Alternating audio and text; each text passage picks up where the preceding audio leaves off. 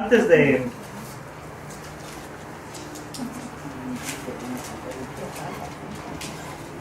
de iniciar, yo quiero que ver unos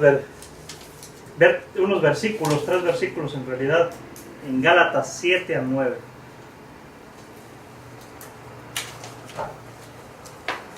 Y con esto vamos a introducir. Vamos a introducir a...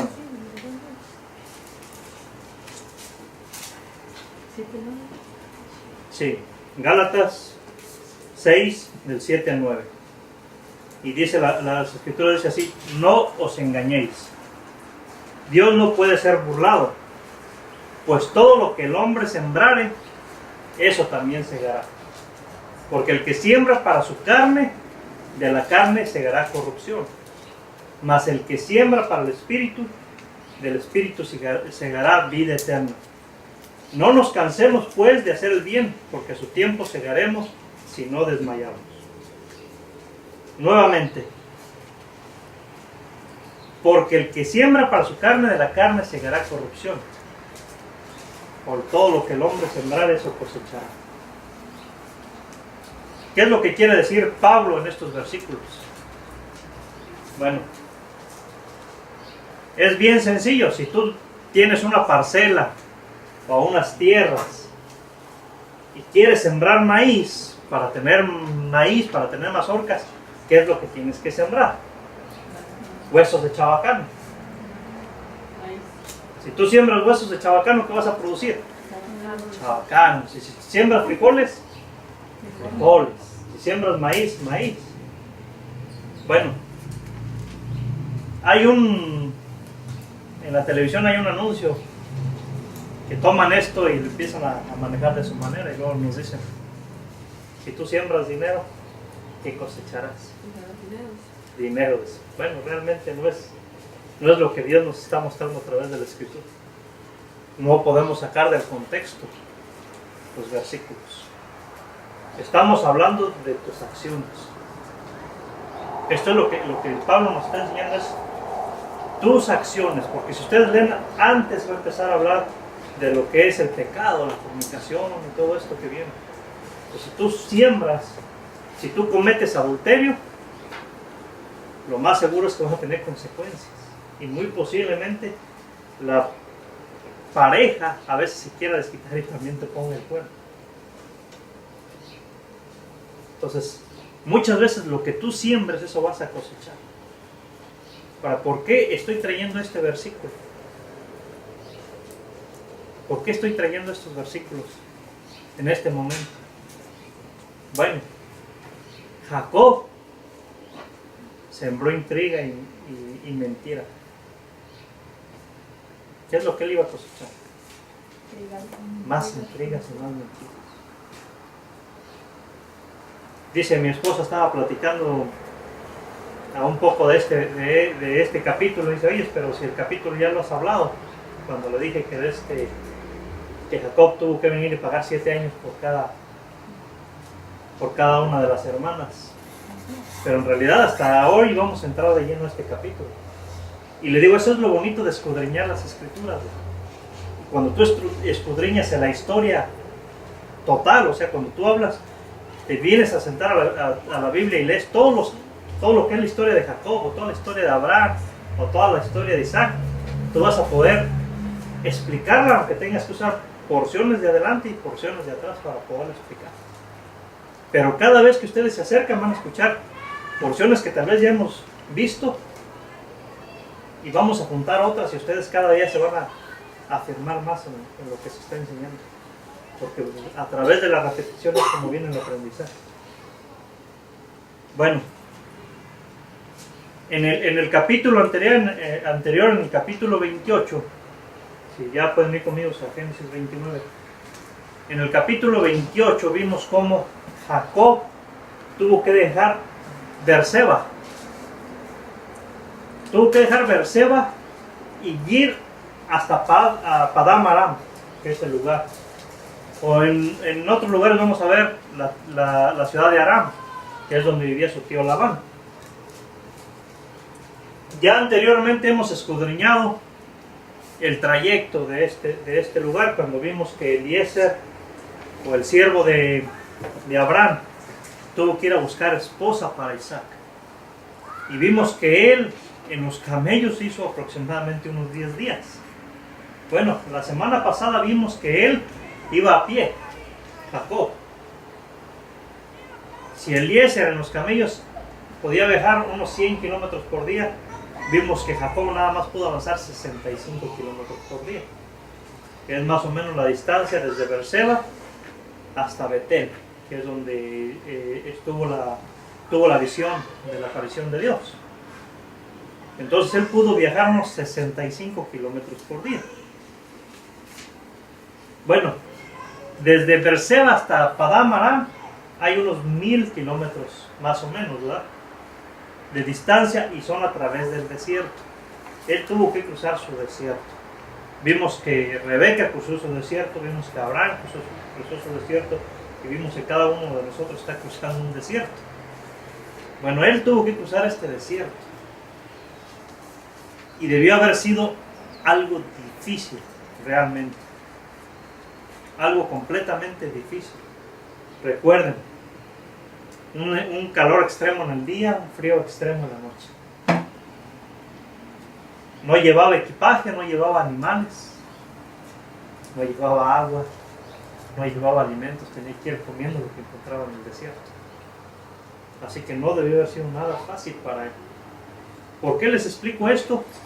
Porque ustedes van a poder ver, apreciar esta escritura. Miren, de hecho, cuando yo meditaba en todo esto, meditaba que también vi la película de Jacob. Y en la película nos enseña cómo él, como si se enamorara instantáneamente de Raquel, que creo yo que pudo haber sido así, y que corrió y le dio un beso a ella, por el amor que sintió. Eso es lo que muestra la película. Pero vamos a ver que no, o sea, que esto no puede ser tal vez posible, sino que es la emoción de haber encontrado una persona después de tanto tiempo, un familiar, ¿verdad? Y esto le pudo haber causado alegría, y corrió a abrazar a ese familiar. Entonces, por eso es necesario a veces estar viendo los contextos de la historia, y a veces tener que repetir un poquito de lo pasado. Bueno, aquí dice en el capítulo 29, versículo 1, dice: siguió luego Jacob su camino. O sea, aquí nos está hablando del momento de la visión que él tuvo con el Señor, y ver cómo él condicionó todavía de más al Señor. Dice: si tú me bendijeres, si tú me vas a proteger, cuando yo regrese, entonces te alabaré, entonces glorificaré tu nombre.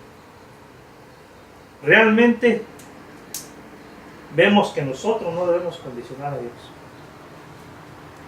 Y hoy el Señor me volvió a hablar en esta área. Me volvió a hablar en esta área porque alguien dijo, bueno, una persona que está sufriendo por necesidades económicas en un lugar, se acercó a su pastor, y su pastor le pidió que analizara su vida para ver qué andaba mal con su vida. Por eso Dios no lo estaba proveyendo económicamente. Y realmente, hermanos, discúlpenme las personas que están en internet viendo, pero eso no es lo que nos enseñan las escrituras. Es cierto, nosotros tenemos que buscar primero el reino de Dios, y todo se vendrá por añadidura. Pero acuérdense, hemos estado leyendo que las bendiciones terrenales, ¿para quién fueron? Exclusivamente para los judíos, para los israelitas. Y nosotros somos participantes de las bendiciones espirituales.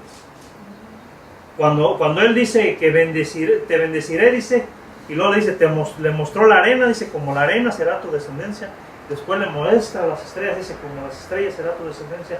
Vimos que la arena significa la descendencia carnal o terrenal. Y después vemos que las estrellas se están refiriendo a la descendencia celestial espiritual, que somos nosotros. Nosotros no tenemos que regirnos por las bendiciones terrenales que podemos recibir de Dios. Nosotros tenemos que regirnos por las bendiciones espirituales que vas a recibir de Dios. ¿Qué es lo que quiero decir? Que no importa que no tengas alimentos en tu casa. Eso no debe ser el obstáculo para que tú sigas a Dios. Ahora, si tú sigues a Dios y Él ve tu fidelidad, dice que todo te va a dar por añadidura. Pero tú no puedes condicionar a Dios como lo hizo Jacob. Y vamos a ver cómo él empezó a usar sus propias armas para sacar beneficio de las cosas. Y fueron años y años de aprendizaje para él, hasta llegar hasta que Dios lo puso en el punto donde lo quería poner. Pero fueron años de trabajo, no solamente con su tío, sino hasta con sus esposas. Y eso es lo que vamos a empezar a analizar en su vida de Jacob, en este versículo en adelante. Bueno, dice, vuelvo a repetir, Génesis 29, versículo 1 dice, siguió luego Jacob su camino y fue a la tierra de los orientales, o sea, la tierra de Padán Aram. Y miró, dice, y vio un pozo en el campo, y he aquí 3 rebaños de ovejas que yacían cerca de él, porque de aquel pozo abrevaban los ganados.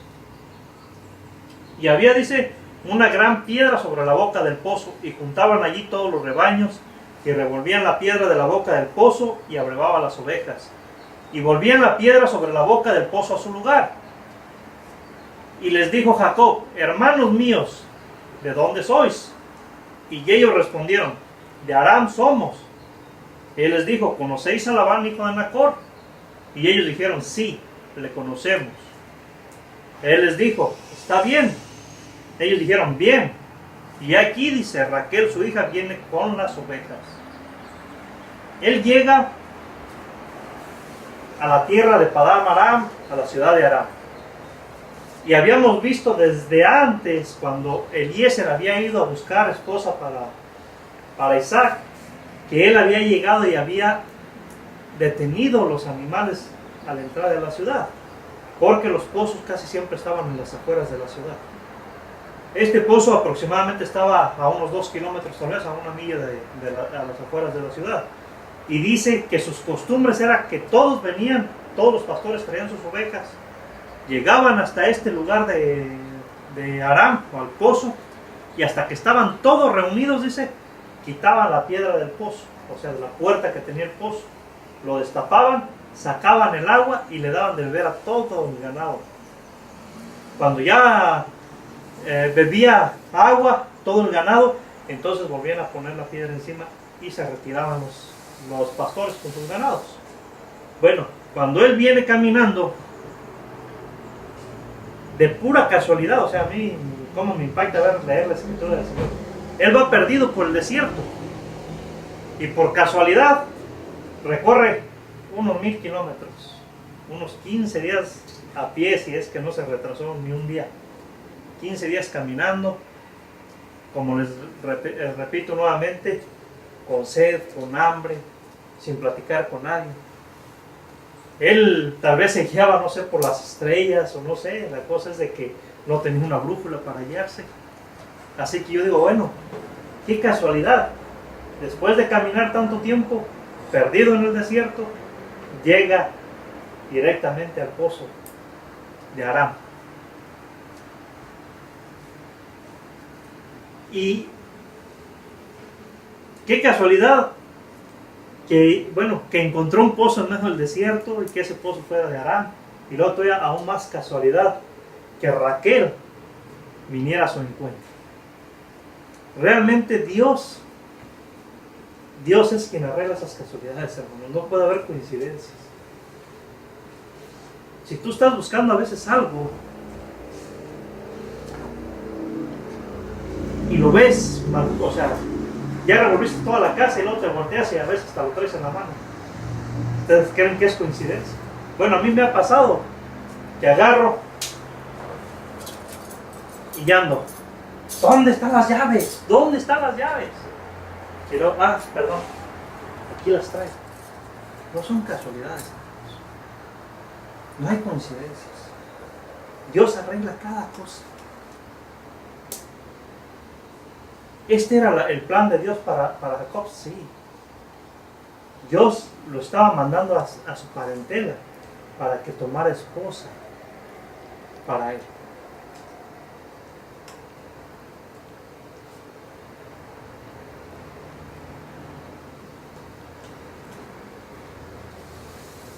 Dios es quien arregla todo el panorama para el cumplimiento de sus propósitos, de sus planes. Pero sin embargo debemos buscar esa comunión con Él para que las cosas se den con mayor facilidad. O sea, ¿qué quiero decir? Quiero decir es que si tú no tienes una comunicación con Dios, una comunión, cada cosa que estés buscando se te va a dificultar. Vas a encontrarla, pero a veces vas a tardar más o vas a batallar más para poderlas encontrar. Si tú te doblegas y doblegas tu voluntad todo el tiempo a los propósitos de Dios, a la voluntad de Dios, vamos a ver cómo las cosas se van facilitando. Si ustedes se acuerdan cuánto tiempo pasó para que tanto Abraham como Isaac y como Jacob tuvieran sus hijos. Ahora, ¿por qué digo Jacob? Bueno, Jacob con Lea tuvo hijos inmediatos, pero con Raquel no. Con Raquel tuvieron que pasar varios años de esterilidad. Y también vamos a hablar un poquito acerca de eso.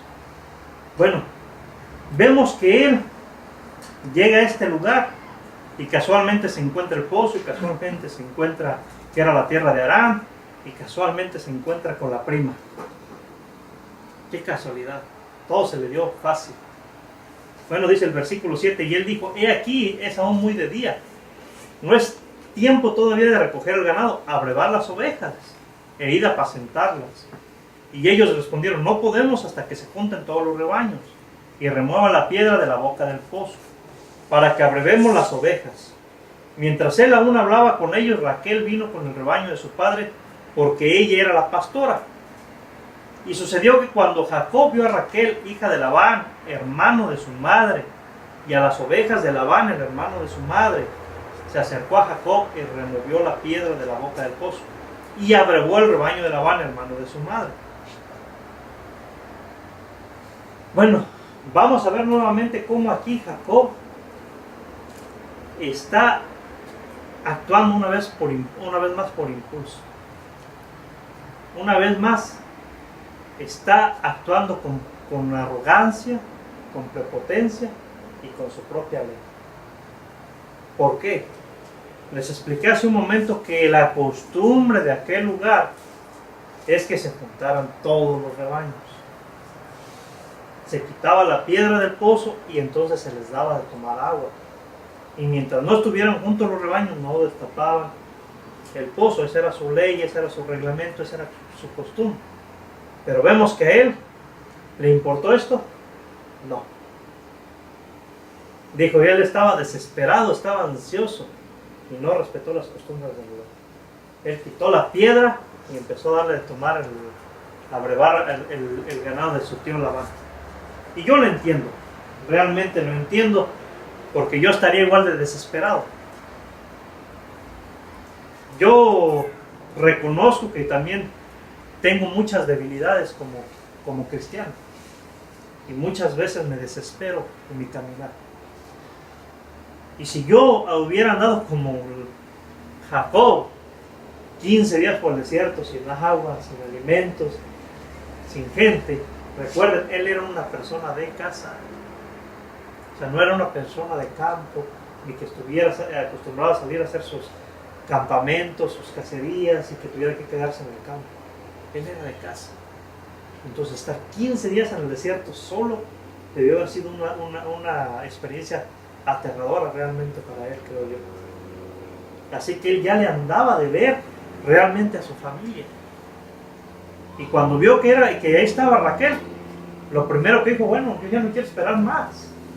Déjale, doy de tomar agua y voy a salir corriendo a la casa de mi tío. Estaba ansioso y por eso rompió la regla. Ahora yo te pregunto, ¿cómo estarías tú después de semejante viaje? O sea, que tú tuvieras que salir, bien sencillo, que tuvieras que salir de Lake Forest y que tuvieras que llegar a Texas y que hay que atravesar el desierto caminando Y no vas a llevar agua y no vas a llevar alimentos. Y lo más seguro es que ni una cobija ni nada. Y vas a ir solito. No vas a tener ni con quién platicar. Nada. ¿Cómo estarías tú atravesando un desierto así?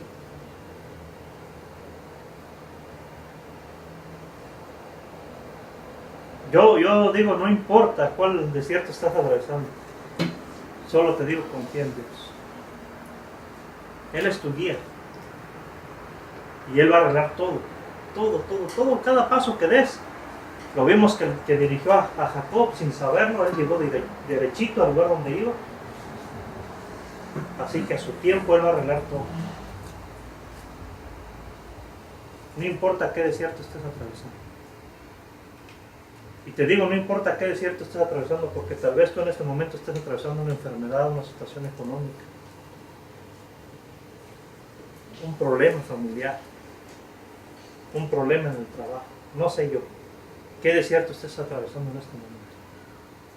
Yo lo único que te digo es que si tú no confías en que Dios te va a guiar para salir de ese desierto, te vas a perder más en el desierto.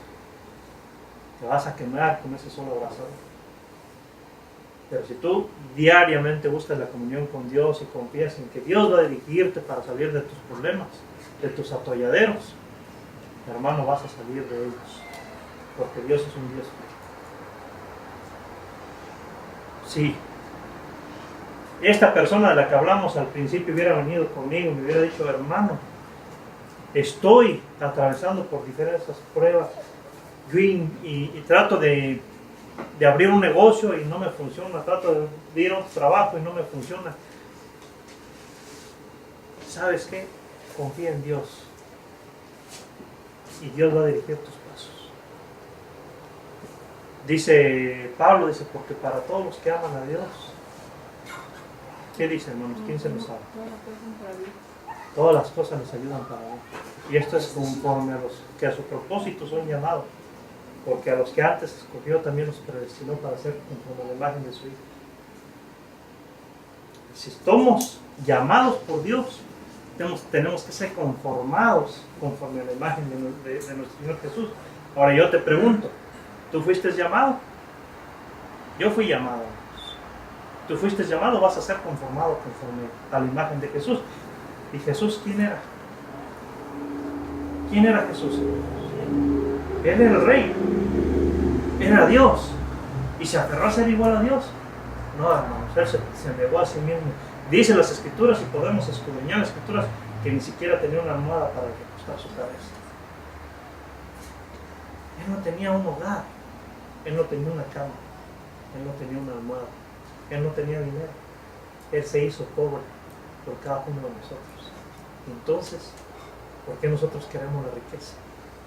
Si vamos a ser conformados conforme a la imagen de nuestro Señor Jesús, lo primero que se nos tiene que quitar es la arrogancia, la avaricia. Tenemos que ser humildes y esperar al tiempo de Dios para que todas las cosas vengan por añadidura. Y eso es lo que dice las Escrituras, no lo que digo yo. ¿Qué es avaricia? Avaricia es cuando tú tienes un dólar y haces la lucha por tener dos, y el día que tienes los dos sigues haciendo lucha por tener tres, y al rato quisieras todo aquel poder para ti, y a veces ya no quieres ni gastarlo porque quieres ir acumulándolo nada más. Entonces eso es avaricia. Dice el Señor que debemos de estar contentos con lo que tenemos puesto y con el techo que tenemos para vivir. Eso es lo que dice. Todo lo demás realmente es avaricia del corazón. Es difícil, hermanos. Yo se los digo en mi persona. Es muy difícil pensar no tener dinero. Es muy difícil pensar en que tú tienes un deseo y no te lo cumples. Es muy difícil ver que tu tele está vieja y la del vecino compró una plasma de 50 pulgadas, de 60 pulgadas, y tú la tuya sigue siendo análogo y que tienes que comprar el aparatito para que te hagan los canales, porque no tienes dinero para comprar.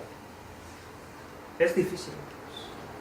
Es difícil pensar en que tú compras un un colchón donde se le botan los resortes, mientras el otro tiene aquel colchón fino, cómodo para dormir. Es difícil realmente. Pero realmente yo te pregunto, el día que te vayas, ¿qué te vas a llevar?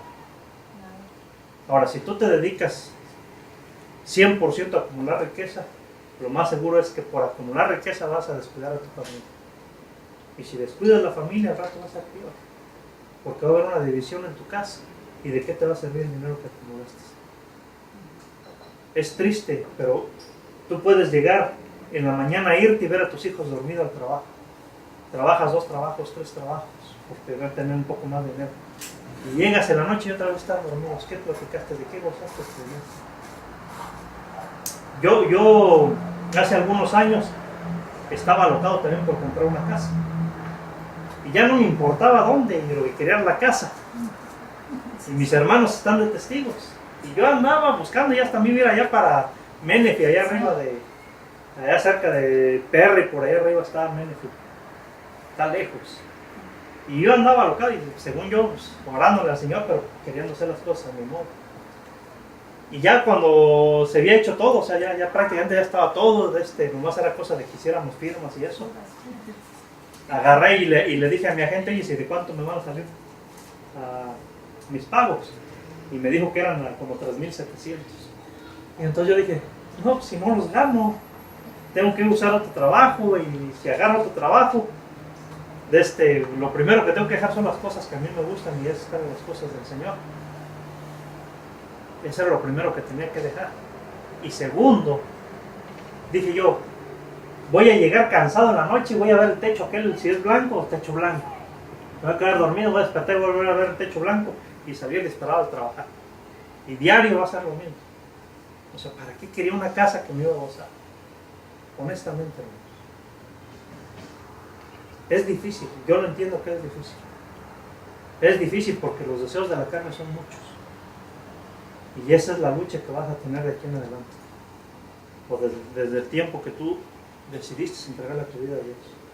Va a ser una lucha entre tu carne y tu espíritu. Porque tu espíritu te va a decir que dediques el tiempo a buscar y a conocer al Señor. Y tu carne te va a decir, ¿sabes qué? Ahí no te reditúa. ¿Para qué vas al estudio? ¿Para qué vas al estudio si acá te puedes ganar unos dolaritos? Allá a lo mejor hasta te los quitan. Es cierto. Y así está uno con la lucha, hermanos. Yo les digo por experiencia propia. Y la lucha es tremenda. Bueno, vemos que él mueve la piedra y entonces abreva el rebaño de ella, ¿verdad? Y dice en el versículo 11 del capítulo 29, dice, y Jacob, dice, besó a Raquel y alzó su voz y lloró, dice. O sea, les explicaba al principio, yo vi la película y aquí habla de un flechazo, de un cupido. Y está muy bonita la película, yo les recomiendo que la vean. Pero saben que es más bonito verla cuando tú ya conoces la historia bíblica. Porque puedes darte cuenta a veces de los pequeños errores que hay en la interpretación de los hermanos que lo tradujeron. Yo creo aquí que él estaba desesperado y ansioso por no haber visto a nadie. Era un hombre de casa. Un hombre que no sabía andar en el campo, que no sabía estar solo. Y había pasado 2 semanas terribles en el desierto. Vio a un familiar y lo primero es, se le alegró su corazón, hermanos. Yo creo que a mí se me hubiera alegrado mi corazón. Se le alegró su corazón. Y corrió y besó a Raquel y alzó su voz. ¿Y qué dice? Y lloró. De emoción. De felicidad. Y yo creo que esto también, más adelante se vino a hacer la atracción, el amor que hubo entre ellos. Bueno, dice el versículo 12, dice, y Jacob dijo a Raquel que él era hermano de su padre y que era hijo de Rebeca. Así que dice que Raquel corrió, dice, y dio las nuevas a su padre. Así que oyó Labán las nuevas de Jacob, hijo de su hermana, corrió a recibirlo y lo abrazó, lo besó y lo trajo a su casa. Y le contó a Labán todas estas cosas, y Labán le dijo, ciertamente hueso mío y carne mía eres. Y estuvo con él durante 1 mes. Fíjense, hermanos, qué tremendo, ¿verdad? ¿Por qué le dijo, ciertamente hueso mío y carne mía eres. ¿Por qué creen ustedes que le dijeron? Y yo batallaba así. Labán le dijo a Jacob. Porque era hermano de su hermana, ¿no? Sí, pero no creo que llevaran un certificado de nacimiento. O sea, es cierto lo que me dices, pero ¿cómo tú puedes confiar en la palabra de una persona? Sí, no los conocía, o sea, nos demos cuenta que no tenían realmente relación Abraham o Rebeca directamente con Labán, porque eso lo hemos visto a través de las escrituras. Había muchísima distancia de camino. Y yo batallaba un poquito con estos versículos y preguntaba al Señor. Y bueno, esto es lo que a mí el Señor me muestra. Así que vamos a ver, dice, y Jacob dijo a Raquel que él era hermano, bueno, y ella corrió. Labán, al escuchar que su sobrino, el hijo de Rebeca, su hermana, había llegado, lo primero que hizo fue salir corriendo a recibirlo. Lo abrazó, lo besó y le dijo, vente a mi casa. Realmente yo creo que había una gran curiosidad en Labán para poder conocer a su sobrino, ¿verdad? Pero también acuérdense quién era Labán. ¿Y se acuerdan lo que pasó la última vez que recibió la gente de Abraham? Había muchos billetitos de promedio, bueno, ahorita. Haber dicho, aquí viene otro negocio bueno y salió disparado antes de que se lo fueran a ganar. Y ya lo vio y lo corrió y se lo llevó a su casa, dice. Y entonces se sentaron a platicar. Y dice que Jacob, dice, él contó todas estas cosas a Labán. ¿Qué cosas? Imagínense. No, tío, fíjate que allá en la casa nací y fui gemelo, fui mellizo con, no gemelo, fui cuate, ¿verdad? Con mellizo con mi hermano Esaú. Y él me quería ganar la primogenitura y yo lo agarré del talón. Y salimos juntos. Y yo hubo una profecía que él me iba a servir a mí. Pero como no se cumplía la profecía, ¿sabes qué? Primero le cambié la primogenitura por un plato de lentejas. Después, tío, mi papá quería mandar la bendición. Y mientras él iba a buscar la cacería, yo por acá me hice el vivo, y como mi papá estaba ciego, llegué y me disfracé de mi hermano y me robé la bendición de mi hermano. Y como mi hermano me quería matar, pues le dijimos a mi papá que yo tenía que venir a este lugar a conseguir esposa, así me tuve que salir de ahí. ¿Qué dijo Labán? Realmente este sí es mi sobrino, es de mis mismas vallas. Este sí es hueso de mis huesos y carne de mi carne, ¿verdad? Porque Labán era otra persona de la misma calaña, hermanos. Y todavía más fuerte, porque vimos que va a doblegar a Jacob por 20 años con mentiras. Bueno, dice que él estuvo durante un mes. Tal vez en ese mes estuvo a él cortejando a Raquel, que comía en la casa. Y haber dicho el tío, bueno, ¿para qué lo tengo aquí de bueno para nada? Nomás comiéndose mi comida y cortejando a mi hija. Lo voy a poner a trabajar. Y como es pariente, bueno, no lo podía poner a trabajar de gratis, sino que le ofreció un sueldo. Y eso es lo que vamos a ver. Después de este mes ya él ya se había cansado, así que se sentó con él y dijo, entonces dijo Labán a Jacob, en el versículo 15 del capítulo 29, dice, entonces dijo Labán a Jacob, por ser tú mi hermano, me servirás de balde. Bueno, en realidad no era su hermano, sino su sobrino, ¿verdad? Pero eran la misma sangre. Entonces le pregunta, ¿me vas a servir? O sea, vas a trabajar conmigo, pero va a ser con un sueldo, no va a ser sin sueldo, ¿verdad? Eso es de balde. Dime cuál será tu salario. Así que yo les digo a ustedes, ¿cuál sería un salario si te llegara una persona, un familiar a ti aquí, y tú lo pudieras poner a trabajar? ¿Cuál sería el salario, cuando menos el más justo para las personas? ¿Cuál crees que sería el mejor salario? No, el que trabaje 7 y el que trabaje 2 y le pague 7. No. Bueno, en realidad es cierto, o sea, si el mínimo está de $8, lógicamente no puedes pagarle menos del mínimo. Entonces ese sería un salario justo. Entonces él le tenía que dar un salario justo. Bueno, yo te lo voy a poner de esta manera.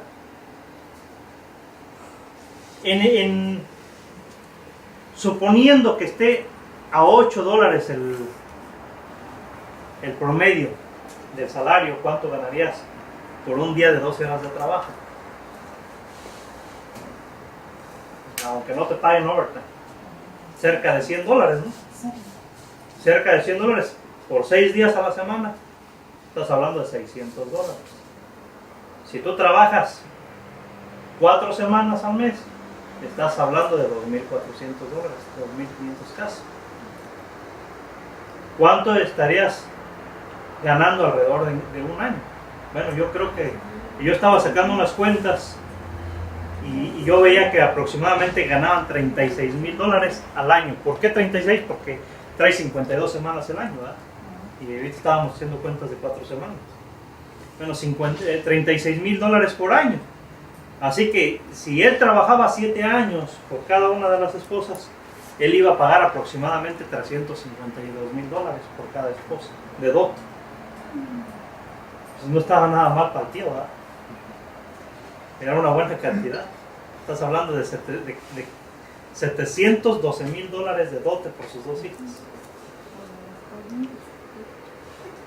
Así que vamos a ver, eso es lo que va a pasar, ese es el trato que va a pasar ahorita de aquí en adelante. Bueno, dice el versículo 16, y Labán dice tenía 2 hijas, el nombre de la mayor era Lea, y el nombre de la menor Raquel. Y los ojos de Lea eran, ¿qué dice? Delicados.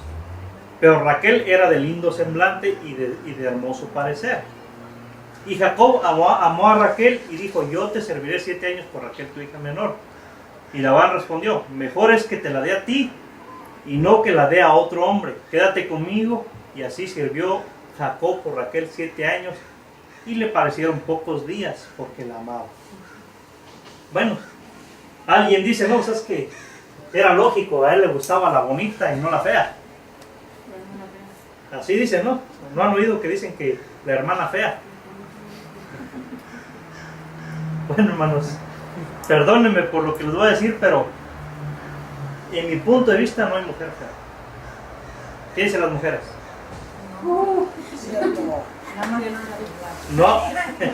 No hay mujeres feas. ¿Para qué es lo que está sucediendo aquí? Bueno, primero, déjenme decirle que dice que Lea, dice, era de ojos delicados. Y bueno, hay un dicho que dice que donde hay ojos bonitos no hay cara fea. Entonces quiere decir que si ella tenía ojos bonitos, ella no tenía cara fea, ¿verdad? Bueno, también nos dice que Raquel era de lindo semblante y de hermoso parecer. También para esto hay otro dicho que dice que al que feo ama, bonito ve. Y si no, pregúntale a mi esposa. Yo fui el más guapo de todos ahí. Bueno, es cierto. Lo que quiero decir es de que Moisés está narrando una historia de amor. Y realmente de quien está enamorado Jacob es de quién? De Raquel. Entonces, tú tienes que decir que Raquel era la bonita, aunque la otra no estaba mal. Sí. Pero tenía que a ponerle un otro nivel, poner a otro nivel a Raquel, porque es la que se había ganado el corazón de Jacob. Ahora yo te voy a hacer una pregunta. ¿Moisés conoció a las hermanas? No, hermanos. Estos libros se escribieron muchos años después. Muchísimos años después. Y ahora que nos lleguemos a más adelante, cuando veamos en el libro de Éxodo, si Dios permite que lleguemos allá, vamos a ver que dice cuando Faraón quiso matar a los primogénitos, ¿verdad? Sí, no sé quién sepa la historia, pero entonces él dice que había un hermoso bebé que fue salvado. ¿Entienden lo que les digo? Había un hermoso bebé. ¿Quién era el que escribió la carta? Moisés. Pues ese mismo bebé. Pues, Sí.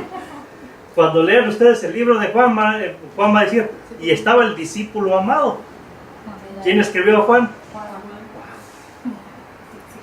Entonces tienes todo el tiempo a levantar tu propio ego. Les hago este como si fuera un chiste para que vean por qué es que aquí se le da más crédito ahorita a Raquel en su belleza que a Lea. Bueno, pero sin embargo dice que Jacob amaba a Raquel y sirvió 7 años, pagó sus $356,000 por ella, ¿verdad? 7 años. Y dice que el tiempo se le hizo cortito, dice, porque realmente amaba a Raquel. Pero ahora vamos a ver qué es lo que pasa. Dice,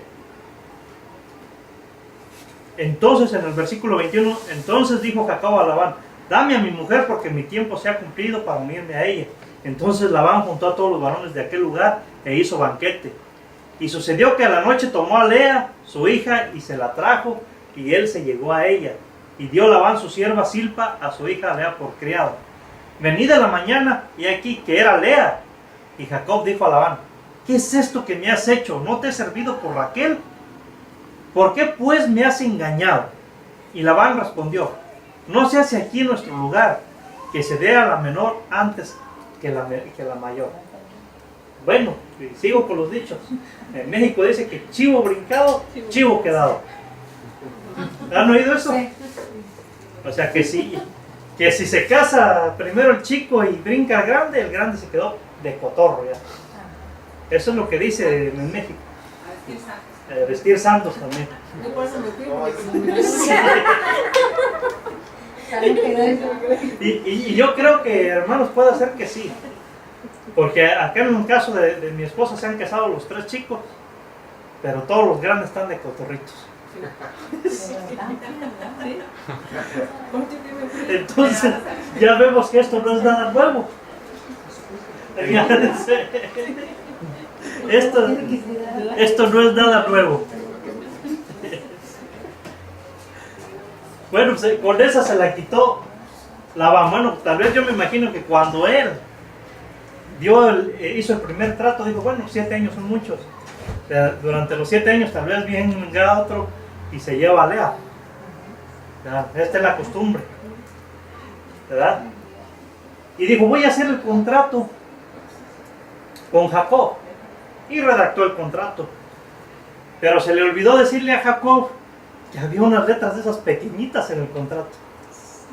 De esas que tú no ves y que se te hace fácil brincar porque están tan chiquitas que te da flojera leerlas.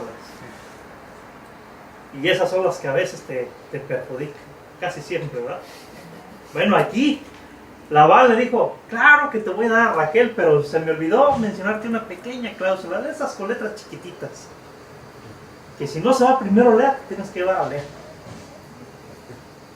¿Verdad? Bueno, pues, le dio gato por liebre, dicen por allá. Y esto me recuerda a lo que él hizo con su papá. Su papá, ¿se acuerdan? No veía. No veía y él se disfrazó de su hermano para robar la bendición de su hermano. En este caso, la tradición dice que ellos tenían que hacer su fiesta. Y ya entraba la tarde, entraban a un cuarto oscuro realmente, no había luz, se apagaban las velas.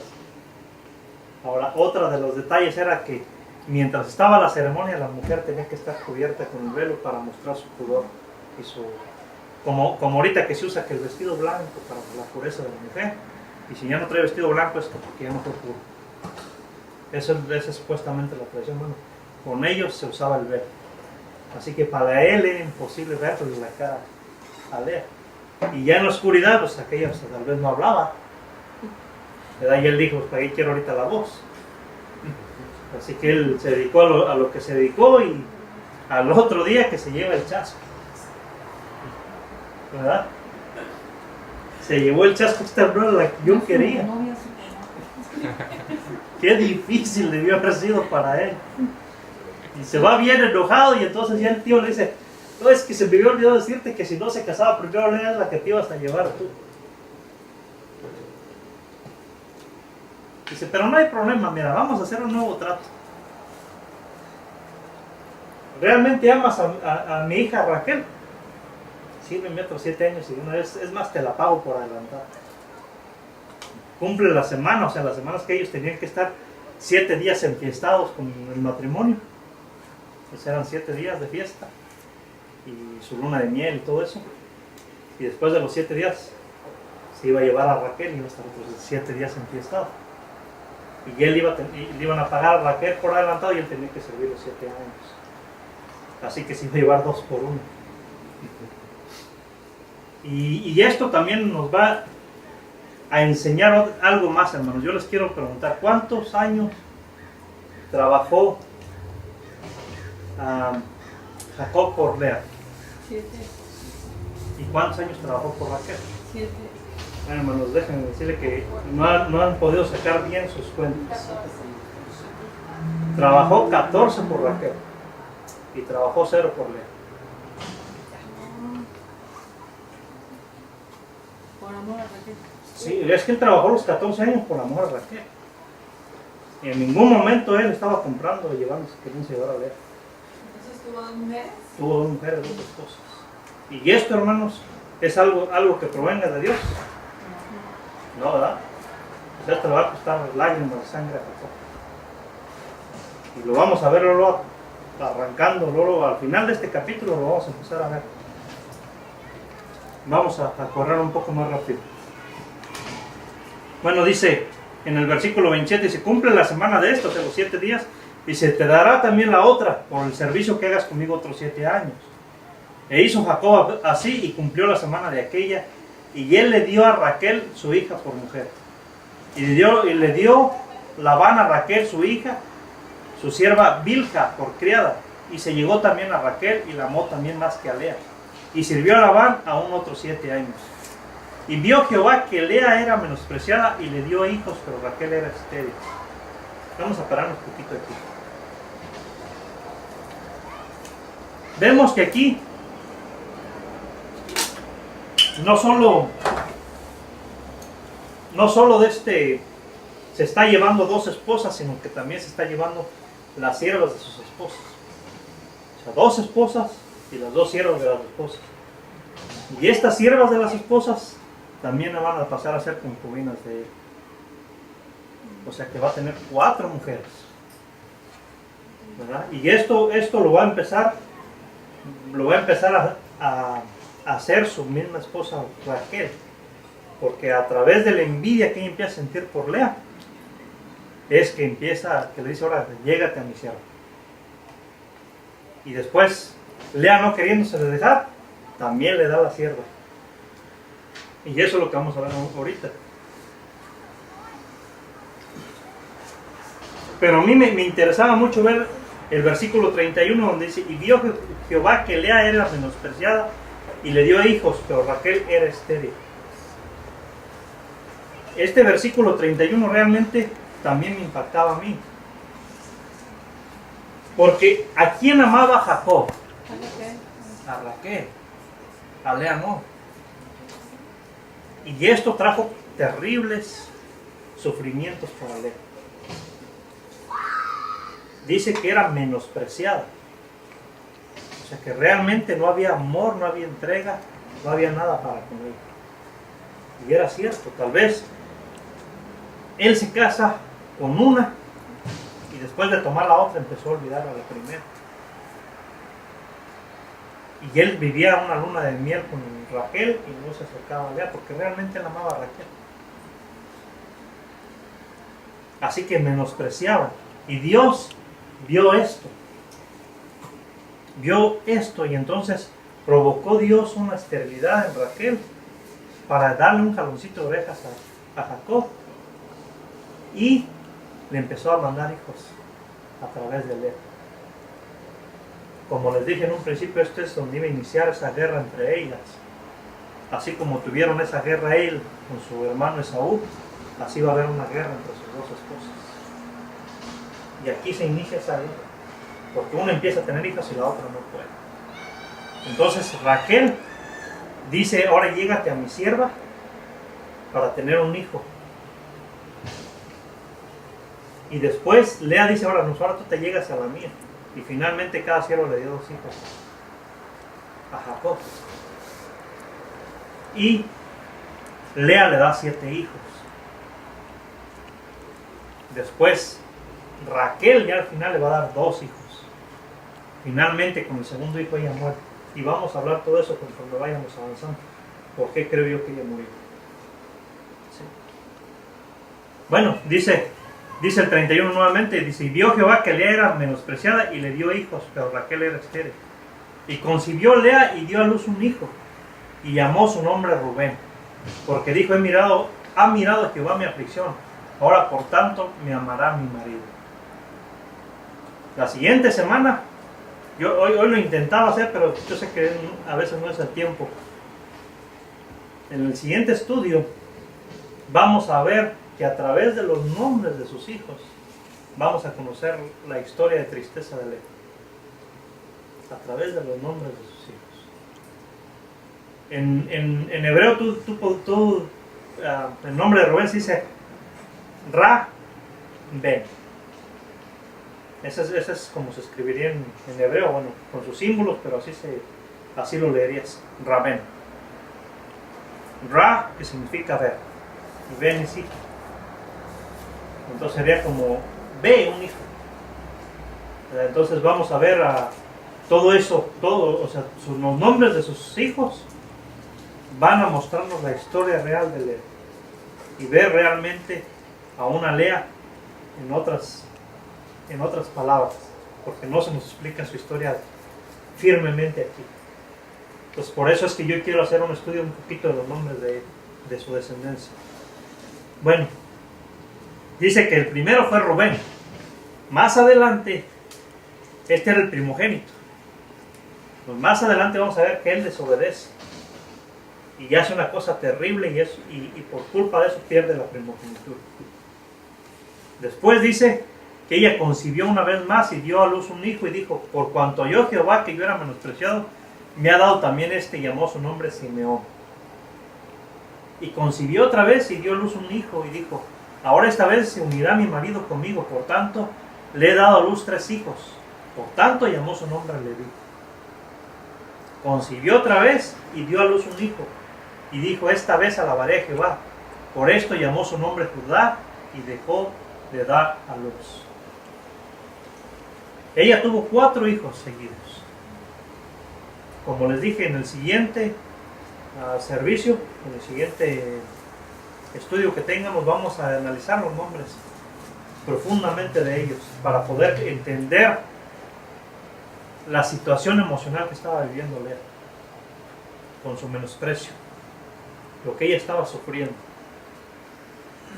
Pero es impactante ver que realmente los hijos que ella tuvo fueron mucho más grandes que los hijos que tuvo Raquel. ¿Se acuerdan que aquí en el libro de Génesis vamos a seguir con el siguiente patriarca, que es José? Y José fue hijo de Raquel, no de Lea. Y muchos piensan que a través de José es donde vamos a seguir la línea. No. La línea viene a través del 4º hijo de ella, que se llama Judá. Ahora, de estos 4 hijos que nacieron primero, hay 2 hijos de gran importancia a nivel mundial.